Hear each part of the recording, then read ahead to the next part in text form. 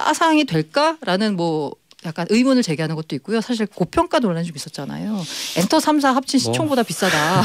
이게 말이 되냐 뭐 이런 얘기였는데 근데 이 열기를 보면 공모주 흥행 이 열기를 보면 따상은 무난하지 않겠느냐라는 게 대체적인 분석입니다. 제이게 시사특공대.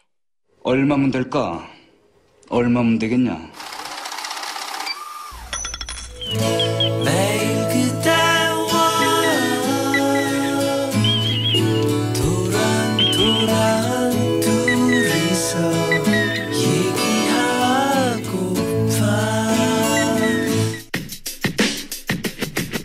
네, 안녕하세요. 블록체인 미디어 조인디 고란이고요. 시사특공대 수요일 4부입니다. 블록체인 미디어의 조인디 고란 기자와 함께 고란도란 경제뉴스 살펴보는 시간입니다. 안녕하세요. 네, 안녕하세요. 팬들이 이 방송 여기 말고 딴 데도 여러 개 하시잖아요. 그렇죠? 네. 그래서 팬들이 많이 생겨서 환영하는 문자가 많이 오고 있습니다. 한 5-6개는 되는 것 같네요. 얼핏 봐도. 제가 전화번호를 못 외워서 이게 제 지인인지 잘 알 수 없어요. 감사합니다. 자, 상식과 함께 들어갑니다. 0710님께서 고란 누나하고 불러줬어요. 고란 누나. 야, 이거를 읽을까 말까 망설였는데 네. 일단 읽겠습니다. SBS 시가총액이 4월에 3,600억인데 지금 보니까 2,600으로 줄었던데요. 시가총액이 뭡니까? 하필 왜 우리 회사 일을 듭니까? 기분 나쁘게. 시가총액이요. 이게 거의 아마 회사의 형태가 굉장히 여러 가지가 있잖아요. 네. 무한회사, 합자회사 뭐 있는데 이건 약간 어색하실 거고 아마 제일 많이 들어본 게 주식회사입니다. 주식회사. 그래서 주식회사라고 하는군요. 회사가 예를 들어서 100이라는 게 있다 하면 그걸 이제 주식 100개로 쪼개요. 그러면 그 주식을 하나하나씩 나눠 갖습니다. 네. 그러면 그걸 가진 사람들이 주주거든요. 원칙적으로 보자면 주식회사의 주인은 주주입니다. 그렇죠. 그 누구도 아니고요. 근데 그 가운데서 이제 대주주라는 가장 지분을 많이 갖고 있는 사람이 아무래도 제일 목소리가 크지 않겠습니까? 네. 그 사람이 이제 대주주가 돼서 보통 이제 대주주들이 이제 뭐 CEO 역할을 CEO를 선임한다거나 네. 아니면 본인이 CEO를 한다거나 이렇게 되는 거죠. 시가총액이라고 하는 게 뭐 의미로 표현하자면 그렇고요. 이게 상징하는 게 뭐냐면 이 회사가 얼마나 발전 가능성이 있느냐. 네, 지금 돈을 얼마나 많이 버느냐 이거는 사실 별로 시가총액 주식 기준으로 보면 중요하지가 않아요.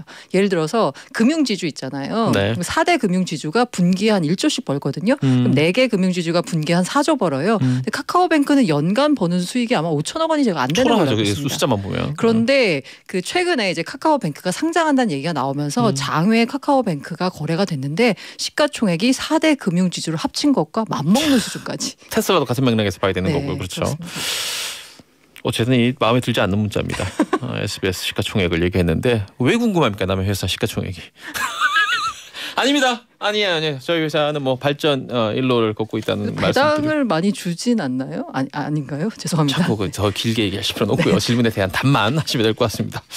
앞에 저 신입사원도 앉아있고 하니까 지금 이제 막 저희 회사에 들어온 친구들도 있어요. 그러니까 이제 미래를 보고 뚜벅뚜벅 걸어 나갑시다. 자, 지금 이제 그 주식 얘기하고 시가총액 얘기를 했는데 같이 이어지는 겁니다. 여기는 좀 많이 몰려 있는데 돈이 부럽다.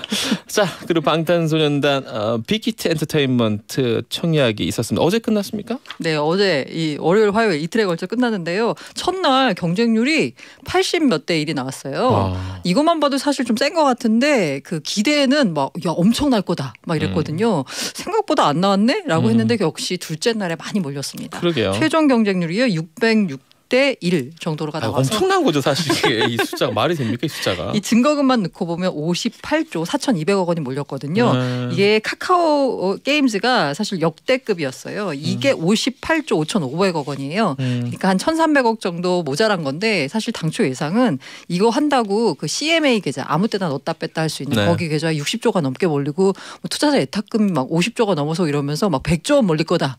막 이런 얘기가 나왔었거든요. 네. 근데 그것까지는 안 가고 그래도 58조 원이 몰리면서 두 번째로 많은 공모 자금을 모았습니다. 전 정말 이거 어마어마한 숫자들이라서 네. 사실 이 그 SK 바이오팜 이후로 공모 이게 너무 뜨거워져서 그렇지 사실 작년에 이런 숫자를 어떤 경제 전문가가 내년에 이런 기업들이 나올 텐데 이 정도 될 거라고 해서 아무도 안 믿었을 거예요. 아무도 안 믿었죠. 말도 안 되는 소리라고 했을 겁니다. 어마어마한 숫자들이죠. 경쟁률도 그렇고 이 액수 자체도 그렇고 자. 우리 이제 공모주 청약할 때 항상 나오는 얘기가 있죠. 따상.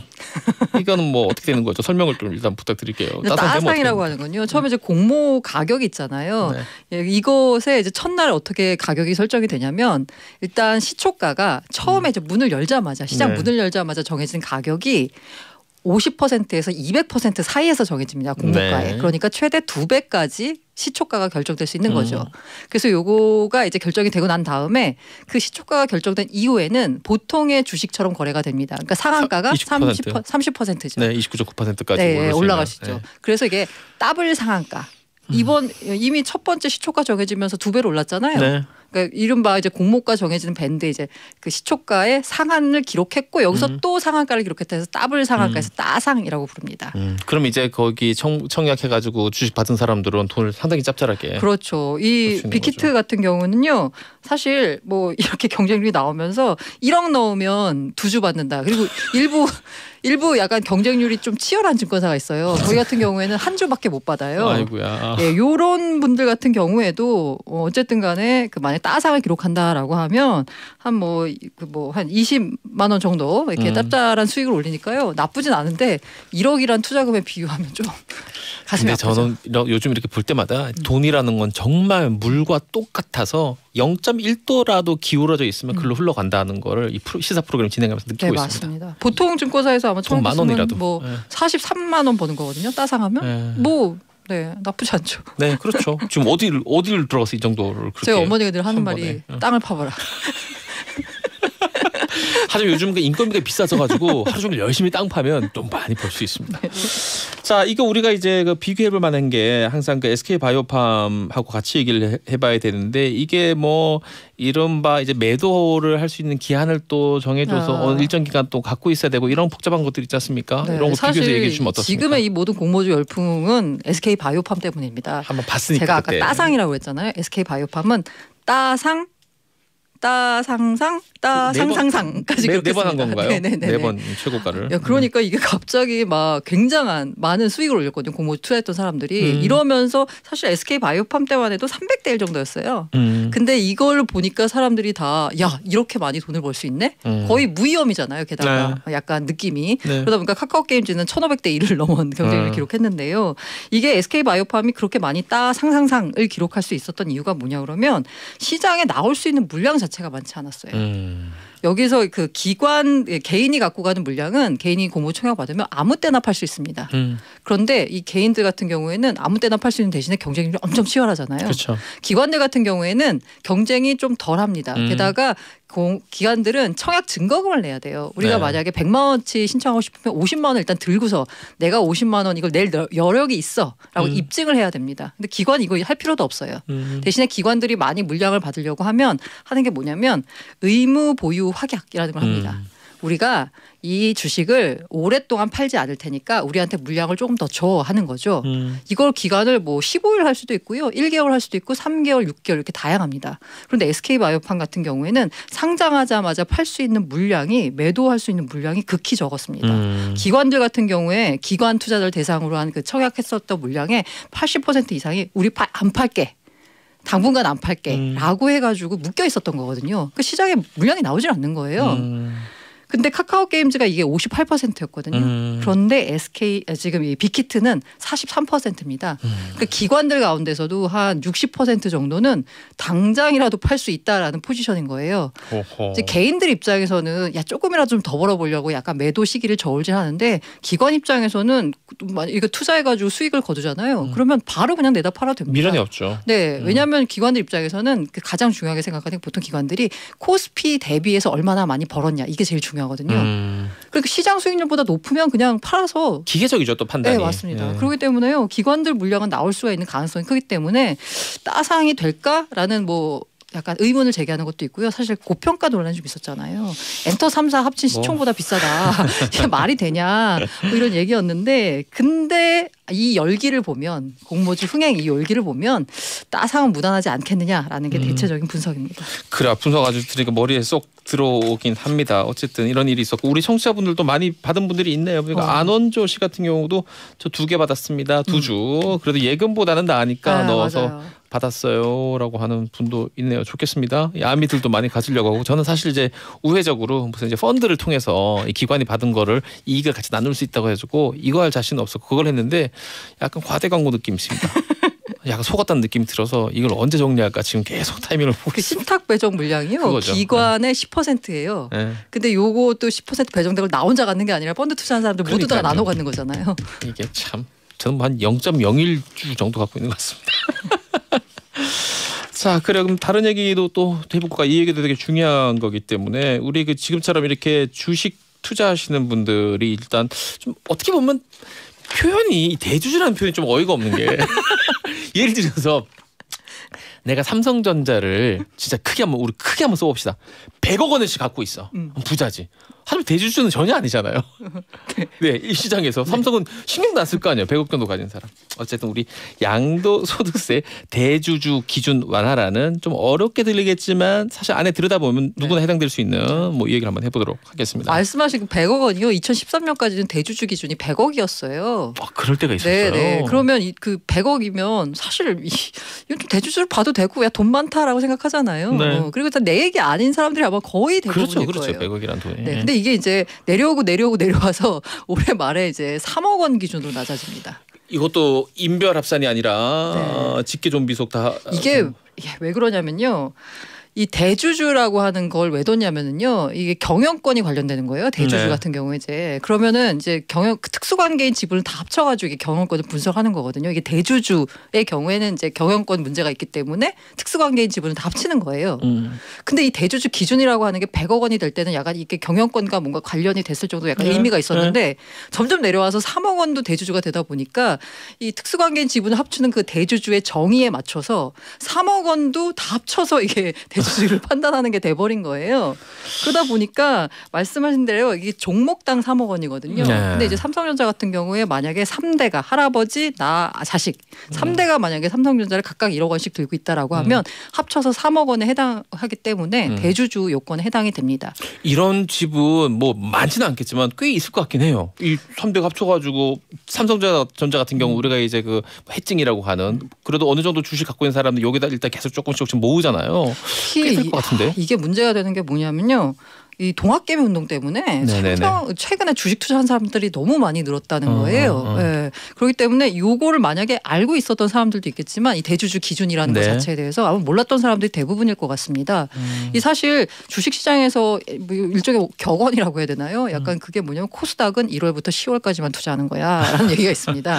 이게 뭐냐면 이게 대주주 요건이라고 하는 게 좀 웃긴데요. 지금 2023년부터 어쨌든 모든 주식을 통해서 벌어진 차익에 대해서 세금을 물리겠다. 뭐 대주주 이런 기준 상관없이. 라고 하니까 이제 문제가 없는데 사실 주식 투자에 있어서 가장 큰 문제가 뭐냐면 과세 당국이 보기에는 소득이 있는 곳에 세금을 물어야 되는데 주식 투자를 해서 돈을 많이 버는데 세금을 안 내는 거예요. 근데 이제 대주주들은 세금을 내왔습니다. 양도소득세를. 네. 그런데 이제 그걸 이제 좀 더 확대를 하려고 계속 기준을 낮춰왔던 거거든요. 그러면서 지금 이런 일이 벌어진 건데 이게 약간 문제가 뭐냐면 아까 제가 1월부터 10월까지 투자하는 거다라고 했잖아요. 근데 이 대주주의 기준이 뭐냐?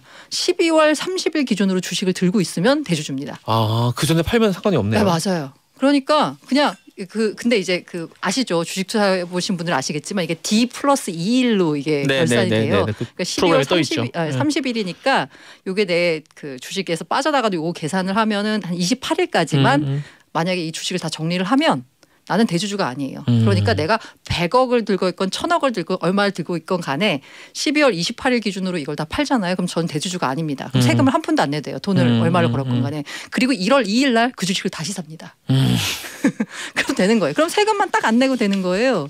요렇기 때문에 아까 제가 1월부터 10월까지 투자하는 거라는 했던 얘기가 대주주 요건에 해당이 안 되려고 그 전에 주식을 많이 정리합니다. 슬금슬금 찬바람 불면 정리하는 거죠. 그러다 보니까 지금 그렇지 않아도 분위기가 안 좋은데 9월에 심상치 않았어요. 게다가 3억 원으로 또 내려왔잖아요. 그러니까 해당하는 사람들이 또 많아졌을 거예요. 그러니까 이거 이제 선제적으로 약간 주식을 슬금슬금 팔면 내가 대주주 요건은 해당이 안 돼서 세금을 안 내더라도 내가 들고 있는 주식이 떨어질 가능성이 상당히 큰 거죠.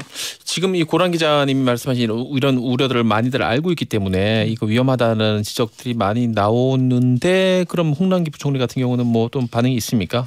그 요즘 국정감사철이잖아요. 네. 오늘 이제 기재부 국정감사였어요. 그래서 이제 국회 나와서 홍남기 부총리한테 또 물었죠. 이게 또 여론의 움직임에 상당히 민감한 게 정치권이기 때문에 네. 이거 어떻게 생각하느냐라고 했더니 홍남기 부총리가 이게 사실 그 전에 설왕설래가 오갔습니다. 워낙 반발이 심하기 때문에 아마 이거 좀 바꿀 거다. 네. 아니면 지금처럼 10억 원을 할 거다라는 얘기가 나왔는데 오늘 홍남기 부총리의 답변은 그대로 한다. 와, 밀어붙인다. 네. 잠깐만 저희 또 버튼 몇 개만 누르고 계속 방송하도록 하겠습니다. 알겠습니다. 그래요. 어쨌든 간에 청와대 국민청원까지 올라왔고요. 20만 명이 넘었어요. 이거 다시 검토를 다시 해봐라라는 것에 청와대가 답변을 내놔야 할 건데요. 현재까지는 이제 주무부처인 기재부 이제 수장은 그대로 한다라는 입장입니다. 알겠습니다. 자, 한 4분 남았는데 요 얘기도 해보죠. 이 뭐 그런 말 참 많이 있었습니다. 뭐 조물주 위에 건물주다 얘기가 있었는데 요즘은 이 플랫폼 가진 회사들이 건물주 위에 건건건건건건 조조조조조 물주 같은 느낌이 듭니다. 사실 플랫폼이라고 하는 게 그냥 오프라인 세상에서는 건물인 거잖아요. 그렇죠. 어마어마한 빌딩이죠, 이거는. 근데 이제 온라인 세상에서는 이른바 이제 플랫폼 네이버, 구글 이런 애들이죠. 그렇죠. 이 플랫폼 기업들인데 이게 처음에 이 온라인 세상이 작을 때는 별로 문제가 안 되다가 점점점 커지면서 이 일종의 이 플랫폼 사업자들의 횡포, 갑질이 드러나고 있습니다. 보겠습니다. 두 가지가 대표적인 게 이제 최근에 나온 뉴스가 네이버와 구글인데요. 네이버는 어제 공정위한테 무려 과징금을 260억 정도를 받았어요. 상당히 세게 맞았네요. 이유가 뭐냐라고 하는데 네이버 쇼핑 있잖아요. 네. 저도 최근에 자주 이용하고 있는데요. 다들 뭐 많이 이용하죠. 네, 거기를 이렇게 검색을 하게 거. 되면 이게 검색 순위가 딱 뜹니다. 네. 그러면 사실 그 사람들이 한 첫 페이지, 둘째 페이지까지 넘어가도 많이 넘어가요. 손가락으로 내려보긴 하지만 옆으로 페이지 넘기지는 잘 것이지 않죠. 않아요. 그러니까 대체로 첫 페이지나 많이 양보해서 둘째 페이지까지는 들어가야지만 거기에 클릭해서 들어가서 물건을 삽니다. 그런데 이거를 네이버가 자사의 약간 플랫폼의 독점적 지위를 이용해가지고 네이버의 스마트 스토어라는 게 있어요. 그러니까 이제 거길 검색을 하게 되면 옥션이나 뭐 11번가 같은 외부 온라인 쇼핑몰도 뜨지만 자사가 운영하는 스마트 스토어 상품도 있거든요. 네네네. 그럼 자사가 운영하는 상품을 위로 올렸다는 거예요. 알고리즘을 조작을 해서. 물론 이게 이제 공정위 조사 결과고요. 네이버는 강력하게 반발합니다. 그것 때문이 아니라 우리가 네이버 쇼핑이 그간 엄청 성장했거든요. 매출이 1조 원 나왔어요. 이렇게 성장한 이유가 뭐냐에 대해서 네이버는 아니다. 우리가 여기 네이버 페이를 붙여서 뭔가 결제를 쉽게 하니까 그쪽으로 많이 사람들이 편해서 온 거다. 결제라는 거고 해서 이제 불복할 움직임인데요. 공정 입장은 어쨌든 이거 알고리즘 조작했다라는 거고요. 구글 같은 경우에는 우리가 이거 저는 네이버보다 이 구글이 더 심한 것 같다라는. 저도 이 문제가 더 심각하게 왜냐하면 보입니다. 우리가 안드로이드 아니면은 애플 iOS잖아요. 둘 중에 거의 다 하나죠. 거의 게다가 99%가. 국내에서는 90%가 구글 안드로이드를 쓰고 있는 거잖아요. 네. 그러니까 핸드폰을 받으면 기본적으로 구글에 이제 플레이 스토어가 깔립니다. 네. 앱마켓이. 네. 근데 일단 기본적으로 깔고 가야 되는 거잖아요. 여기에다가 이제 디지털 재화를 거래하면 우리가 무조건 수수료를 30% 떼겠다는 거잖아요. 참. 지금까지는 게임에만 떼었습니다. 근데 앞으로는 디지털 재화를 거래하는 모든 것에 대해 떼겠다는 건데, 그러니까 쉽게 말하면 뭐 네이버 웹툰을 본다거나 아니면 음악을 듣는다거나 할 때 수수료를 무조건 구글에다 줘야 되는 거예요. 그것도 3%도 아니고 30%를. 이게 너무 많이 주는 거잖아요. 사실 그 이제 구글 입장은 뭐냐면, 야 우리가 판 다 깔아주고 이제 우리가 깔아줬으니까 여기 와서 이제 영업할 수 있는 거잖아. 우리 없어봐. 너네 도대체 어디 가서 영업할래? 이거잖아요. 근데 이게 시장이 많이 크지 않았던 초기에는 맞습니다. 사실 앱 개발자들이 만약에 구글의 플레이 스토어가 없었다면 자신들이 개발한 앱을 어디다가 올릴 방법이 없었어요. 그냥 삼성에 예를 들어서 하청 주는 것밖에 없었거든요. 네. 납품하는 것밖에. 근데 이렇게 오픈 마켓이 열리면서 어쨌든 많은 앱들이 쏟아져 나오고, 근데 이게 약간 상생작용이었거든요. 그래서 구글 자체 덩치도 커진 거잖아요. 플레이스토어도. 근데 이렇게 이제 완전히 구글을 벗어날 수 없는 지경이 되니까 이제 30%씩 우리가 물리겠다라고 하는 거죠. 이거 저는 동의할 수 없습니다. 개인적으로. 일단 그 퍼센테이지가 너무 많고 네, 3분의 1이라는 것이 너무 많고 너무 일괄적이고 급작스럽고 어느 것 하나 저는 소비자 입장이라서 그런지 모르겠습니다만은. 근데 이게 이제 원칙적으로 보자면 사실 소비자에게 전가되는 건 아니라 올리는 그렇죠. 앱 사용 개발자한테 이제 가는데 회사들이죠. 네. 문제는 이게 결국은 소비자한테 다 이용 요금이 전가된다는 거죠. 알겠습니다. 여기까지 듣도록 하겠습니다. 박진숙님, SBS 지금 주가가 14,600원이네요. 궁금해서 봤어요라고 했는데 뭐가 궁금합니까? 이런 거 올리지 마세요. 구란 기자님 고맙습니다. 다음 주에 뵙겠습니다. 네, 감사합니다. 이제 이게 시사특공대 여기까지입니다. SBS 화이팅. 내일 뵙겠습니다.